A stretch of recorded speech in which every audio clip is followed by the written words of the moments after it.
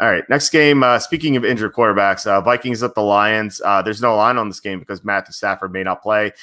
He had a rib injury heading into Week 16, and then he sprained his ankle on the first drive of the game. So what are your thoughts on this game? Yeah, so I'm a little bit torn on this one. I kind of want to bet the Vikings, but I don't know if they're going to be motivated to try that hard at this point. The Lions just have such an awful defense and are probably going to be starting Chase Daniel in this game. And I don't think that he has the downfield passing ability to take advantage of the big weakness that is the cornerback room for the Vikings. And I think that room's going to be a lot stronger next year because they have young players. But it's going to have to be a lot of DeAndre Swift moving the ball for the Lions, which is possible, but I'm just not convinced that they're going to do it consistently.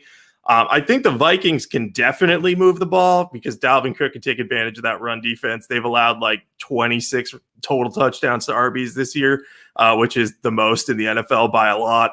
And I think that the secondary is going to have trouble containing Jefferson and Thielen, and Cousins will be able to hit them. The one thing I'm concerned about, though, is, how much does this game mean to the Vikings? Like, they're not going to play anyone who's probably banged up, so there will be without starters on defense.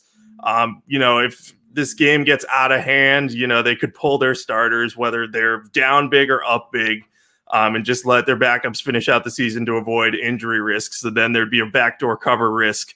I'm going to have to see what this line is. I would still lean on the Vikings because of the personnel advantage, but if it's like, oh, there's a bunch of injured guys and none of them are going to play, and it's like, oh, Kirk Cousins is going to play like half the game, and so are the top receivers, then I'll switch sides to the Lions. But I can't see a reason to back Detroit right now just because their offense looks really bad and their defense is really bad. So I'll be on the Vikings here unless this line's absurd. Yeah, it obviously depends what the line is. If it's like double digits or something, I'll probably be on the Lions, even if Chase Daniel starts, because I think with the Vikings having so many injuries on defense, especially Eric Kendricks, his absence has been enormous the past few weeks. Like, without him, like I said that he's been the glue that's held the defense together because the defense has been missing so many players.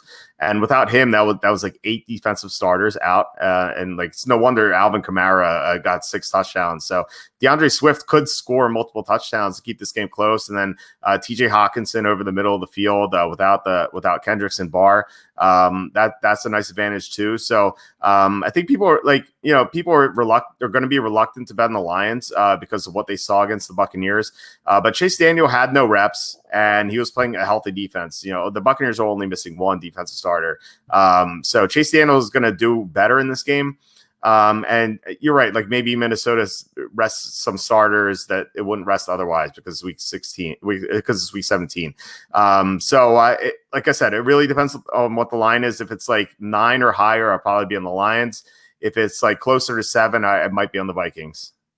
Yeah, I'm kind of anticipating a line that's close to 7. I think it might come in at 8 though. So, I can see both sides of this line. I'm just going to stick with the one that I think is the better team, but you make good points about Daniel with first team reps could do well, especially if he's focused more on just, checking it down to Amendola. And if they have Marvin Jones running shorter routes and not stretching the field as much, maybe they could methodically move the ball on offense. I'm just not willing to trust them because I could also see them just completely quitting, knowing that Darrell Bevell's an interim coach and just saying, all right, we'll come back next year. This game just isn't that appealing to me right now. Both teams have reasons to quit.